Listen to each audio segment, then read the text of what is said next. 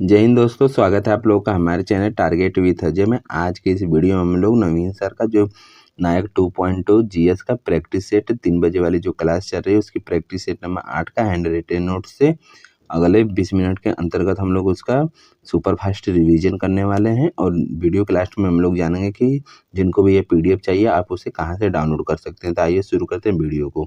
Question number पहला कि किस भारतीय शास्त्रीय नृत्य शैली की रचना मैतेई भाषा में हुई है? तो मणिपुरी शास्त्रीय नृत्य की हुई है। और मणिपुरी की बात करते हैं तो ये वैष्णव समुदाय से संबंधित है। इसमें भगवान श्री कृष्ण के बाल्यकाल की कहानियां हैं। और राधा कृष्ण थीम पर भी आधारित नृत्य पूछे तो वह भी मणिपुरी ही होगा।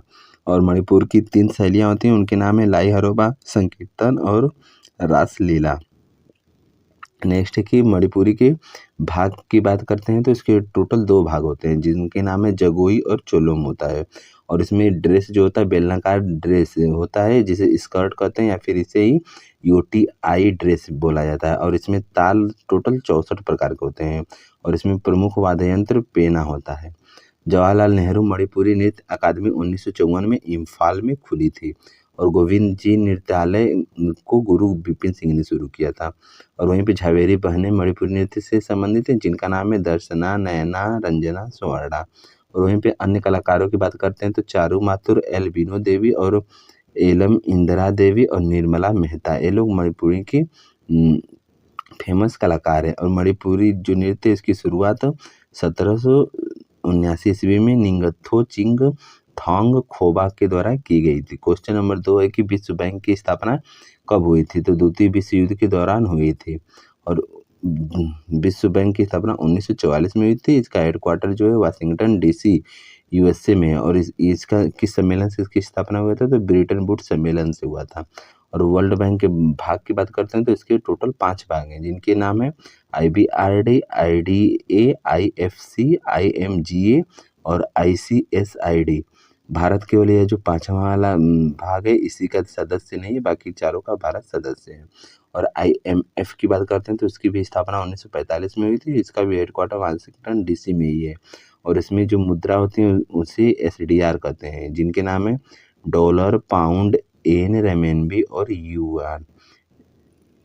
रेमेनबी या फिर युआन एक ही है, चाइना की करेंसी को बोला जाता है और एक यूरोपियन यूनियन की मुद्रा है। और IMF के चीफ क्रिस्टलिना जॉर्जीवा है। और वहीं पे वेस्ट मतलब WV का मतलब है कि वर्ल्ड बैंक के चीफ वर्तमान में अजय बंगा है। क्वेश्चन नंबर 3 है कि अर्जुन पुरस्कार पाने वाले पहले भारतीय निशानेबाज कौन थे? तो महाराजा करणी सिंह थे। और वहीं पे 1961 में इसकी शुरुआत हुई थी अर्जुन पुरस्कार की। इसमें 20 खिलाड़ियों को उस समय दिया गया था। क्रिकेट के लिए सबसे पहली बार सलीम दुर्रानी को दिया गया था। और हॉकी के लिए प्रीतम पाल सिंह को दिया गया था। और पहली महिला एनी लम्सडेन को हॉकी में दिया गया था। और वहीं पे फुटबॉल में बात करते हैं तो PK बनर्जी को फुटबॉल के लिए दिया गया था। और कुश्ती में उदय चंद्र को दिया गया था। और बैडमिंटन में नंदू नाटेकर को मिला हुआ है। क्वेश्चन नंबर 4 है कि पार्श्वनाथ मंदिर किस राज्य में स्थिर है? तो MP में स्थिर है। और खजुराहो मंदिर जिसे चंदेल शासकों ने बनवाया था।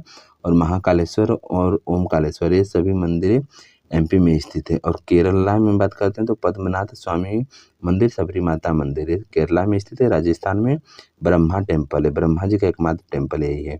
और करणी माता का टेम्पल भी है। कर्नाटका में विरूपाक्ष मंदिर है। और तमिलनाडु में मीनाक्षी मंदिर है, बृहदेश्वर मंदिर है, सौर टेम्पल है, तट टेम्पल है।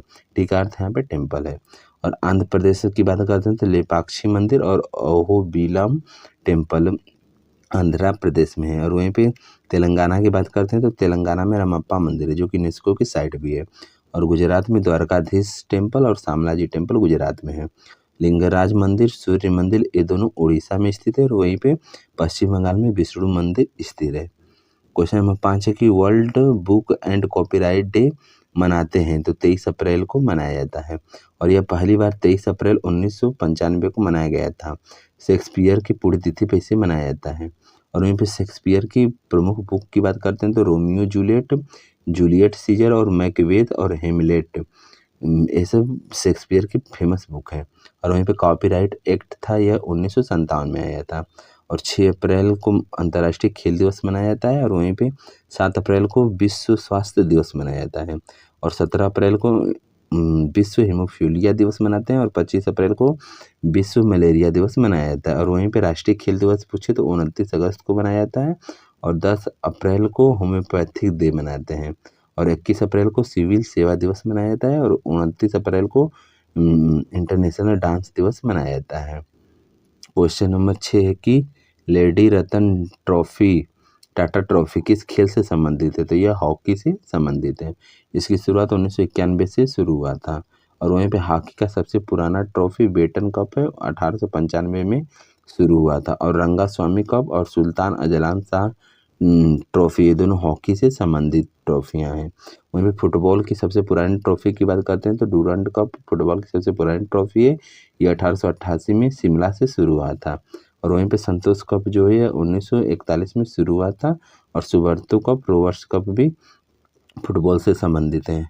हॉकी मैच के टाइमिंग की बात करते हैं तो टोटल 60 मिनट का हॉकी मैच होता है। इसमें जो 60 मिनट होते हैं वह 15-15 मिनट के 4 क्वार्टर में बटे होते हैं और जो शुरुआत के 2 15-15 मिनट होते हैं उनके बीच में 2 मिनट का ब्रेक होता है और तीसरे और चौथे और बीच के जो 2-15 मिनट है इनके बीच में ब्रेक टाइम 15 मिनट का होता है और लास्ट के दोनों 15 मिनट के बीच में 2 मिनट का ब्रेक टाइम होता है।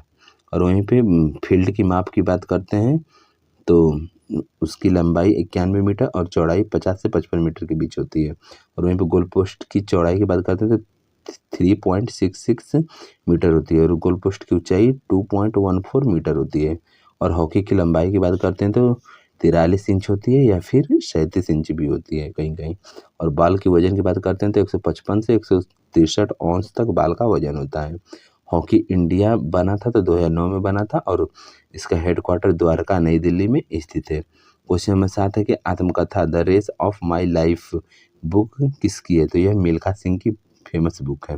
और युवराज सिंह की book the test of my life है। VVS लक्ष्मण की बुक 281 एंड बियॉन्ड है। राहुल द्रविड़ की बुक इम्प्लो टाइमलेस स्टील है और R अश्विन की बुक है आई हैव द स्टीज। आजकल के एग्जाम में यही बुक ज़्यादातर पूछी जा रही है। और सौरव गांगुली की बुक है a century is not enough. Sachin Tendulkar की playing it my way. Aakash Chopra की द इनसाइडर। अनिल कुंबले की वाइड एंगल। संजय मांजरेकर की इम्परफेक्ट बुक है। और वहीं पे माइकल जैक्सन की बुक है मून वॉक और हुसैन बोल्ट की फास्टर देन लाइटनिंग है। क्वेश्चन नंबर 8 है कि राष्ट्रपति के पुनर्निर्वाचन का आर्टिकल है। तो राष्ट्रपति का पुनर्निर्वाचन का आर्टिकल 57 में है और दोबारा पुनर्निर्वाचित होने वाले एकमात्र डॉक्टर राजेंद्र प्रसाद हैं। और वहीं पर राष्ट्रपति के पद की बात करते हैं तो आर्टिकल 52 में है और राष्ट्रपति का निर्वाचन आर्टिकल 54 में और कार्यकाल आर्टिकल 56 में है। और राष्ट्रपति का शपथ आर्टिकल 60 में, महाभियोग 61 में है, क्षमादान की शक्ति आर्टिकल 72 के तहत है और अध्यादेश आर्टिकल 123 के तहत है और सुप्रीम कोर्ट से राष्ट्रपति सलाह मांग सकता है आर्टिकल 143 के तहत है। और वहीं पे राष्ट्रपति चुनाव में MP जो वोट डालने जाते हैं उनके बैलेट पेपर का कलर हरे रंग का होता है और वहीं पे MLA का पेपर जो मिलता है उन्हें वोट देने के लिए वो गुलाबी कलर का होता है। और राष्ट्रपति के चुनाव में नोटा का ऑप्शन नहीं होता है। क्वेश्चन नंबर 9 है कि मुख्य चुनाव आयुक्त की नियुक्ति कौन करते हैं? तो राष्ट्रपति करते हैं। और वित्त आयोग जो होता है वह आर्टिकल 280 के अंतर्गत आता है। इसमें एक अध्यक्ष होते हैं और 4 अन्य होते हैं। इनमें जो 4 होते हैं उनमें से 2 फुल टर्म्स के लिए होते हैं और 2 जो होते हैं वह अंशकालीन टर्म्स के लिए होते हैं। और राज्यपाल CAG की नियुक्ति PM की सलाह पर मंत्रिपरिषद की नियुक्ति भी राष्ट्रपति ही करते हैं। क्वेश्चन नंबर 10 है कि कौन भारत की पहली राजनीतिक संस्था थी? तो लैंड होल्डर्स सोसाइटी या 1838-39 में बनी थी और इसके संस्थापक द्वारकानाथ टैगोर और राधाकांत देव थे। वहीं पे 11वां क्वेश्चन है कि सुरेंद्र नाथ बनर्जी द्वारा स्थापित वह कौन सा संगठन था जिसका 1886 में इंडियन नेशनल कांग्रेस में विलय हो गया था? तो इंडियन नेशनल कॉन्फ्रेंस था। और यह एक इंडियन एसोसिएशन था। यह 1876 में बना था। SN बनर्जी और आनंद मोहन बोस ने बनाया था। तो इसके सचिव आनंद मोहन बोस थे। और यह जो SN बनर्जी थे इनकी एक फेमस बुक है ए नेशन इन मेकिंग। ये बुक एग्जाम में पूछी जाती है। और यह जो इंडियन एसोसिएशन था इसका पहला अधिवेशन 1883 ईस्वी में कोलकाता में हुआ था। फिर कांग्रेस पूछे कि कांग्रेस का पुराने संगठन का क्या नाम था? तो 1884 में बना था। इंडियन नेशनल यूनियन बना था। क्वेश्चन नंबर 12 है कि भारतीय राष्ट्रीय कांग्रेस के संस्थापक सदस्य थे तो दादा भाई नौरोजी थे और उनके साथ में बदरुद्दीन तैयबी और फिरोज शाह मेहता भी थे। और कांग्रेस की स्थापना 28 दिसंबर 1885 में हुआ था। उस समय वायसराय डफरिन था और इसका जो पहला अधिवेशन था 1885 में हुआ था, फिर दूसरा 86 में, तीसरा 87 में, चौथा 88 में हुआ था। पहला वाला जो हुआ था वो मुंबई में हुआ था और दूसरा कोलकाता में, तीसरा मद्रास में, चौथा इलाहाबाद में हुआ था। इसका ट्रिक है कि बक मई और पहले वाले के अध्यक्ष व्योमेश चंद्र बनर्जी बने थे और उसमें 72 सदस्यों ने भाग लिया था और दूसरे वाले के दादा भाई नौरोजी अध्यक्ष बने थे। ये पहले फारसी थे और ये टोटल 3 बार कांग्रेस के अध्यक्ष रहे हैं और इसमें टोटल 434 सदस्य भाग लिए थे। और तीसरे नंबर वाला जो हुआ था उसके अध्यक्ष बदरुद्दीन तैयबजी थे।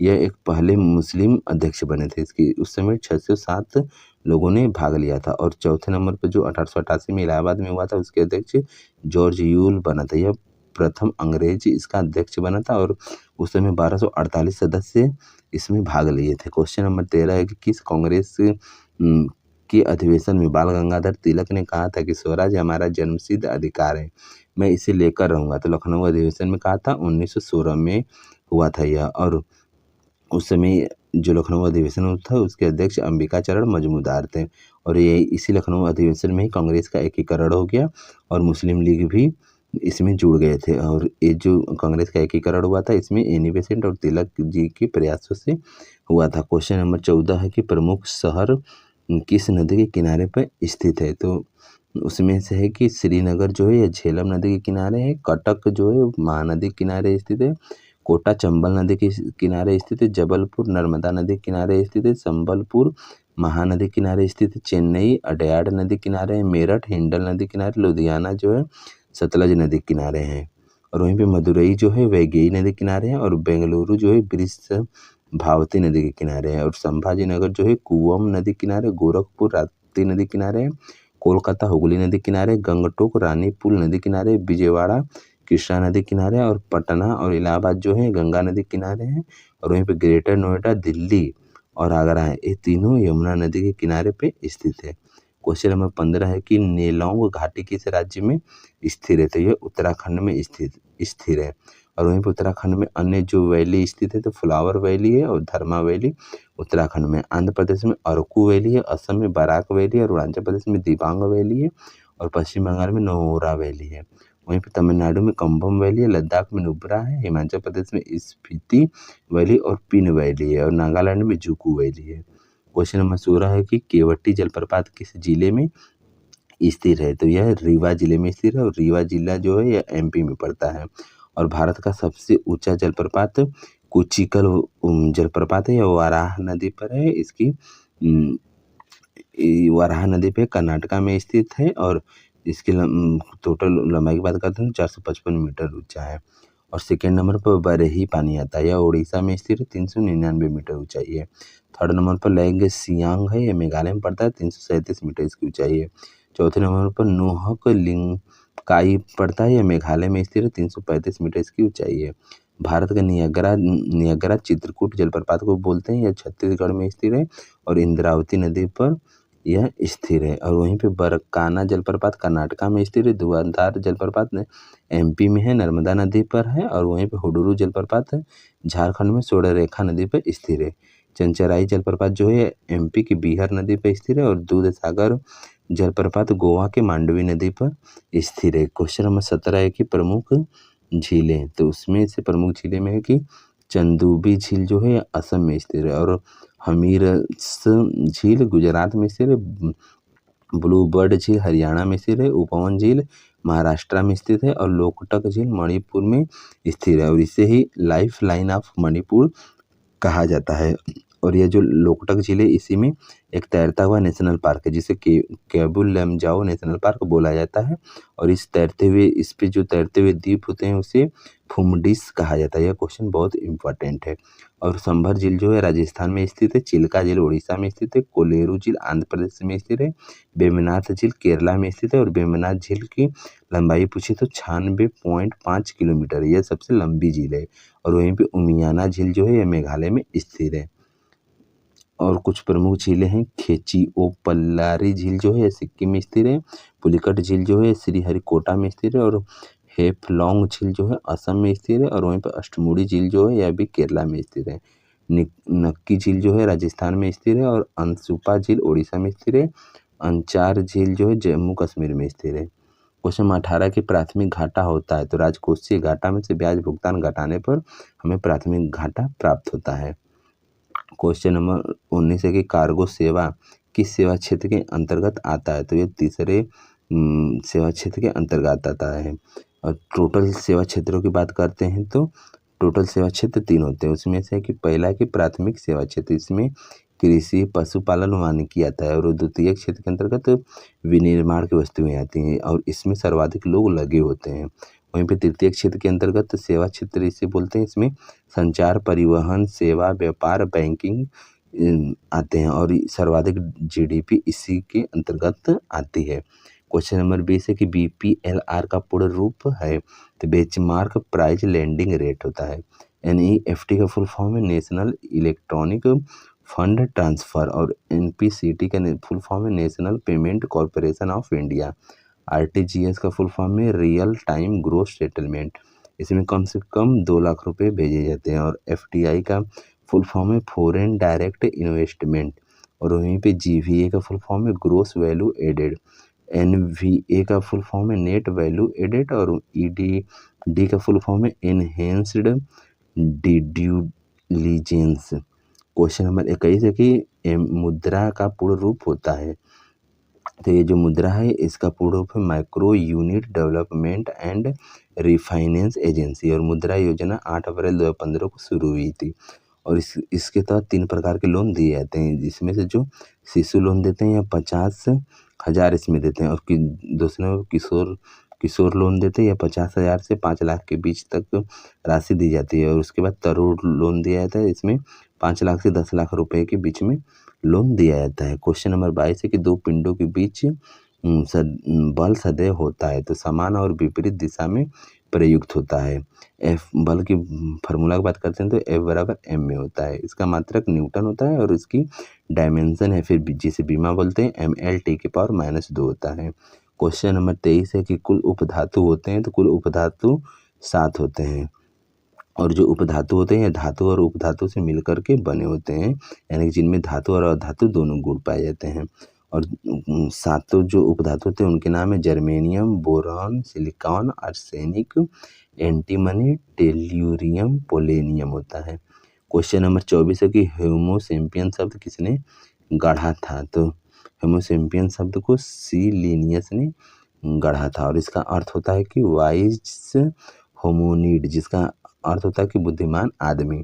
वहीं पे बिल्ली का साइंटिफिक नाम पूछे तो फैलिस कैटस होता है। मेढक का राना टिग्रिना होता है। मक्खी का मस्का डोमेस्टिका होता है। कुत्ता का कैनिस फैमिलियर होता है। गाय का बोस इंडिका होता है। भेड़ का ओविज अराइज होता है।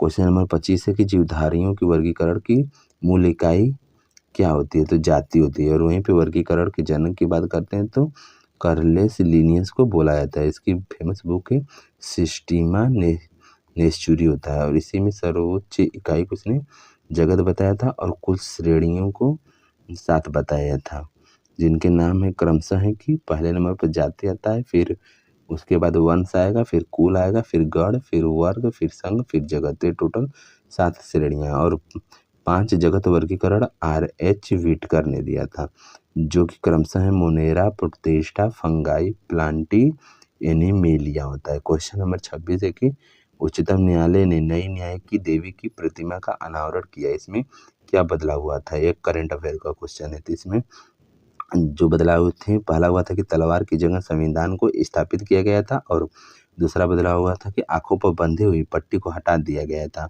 और वस्त्रों में साड़ी पहना गया था। तो इसके वस्तुकारों की बात करें तो विनोद गोस्वामी इसके वस्तुकार हैं।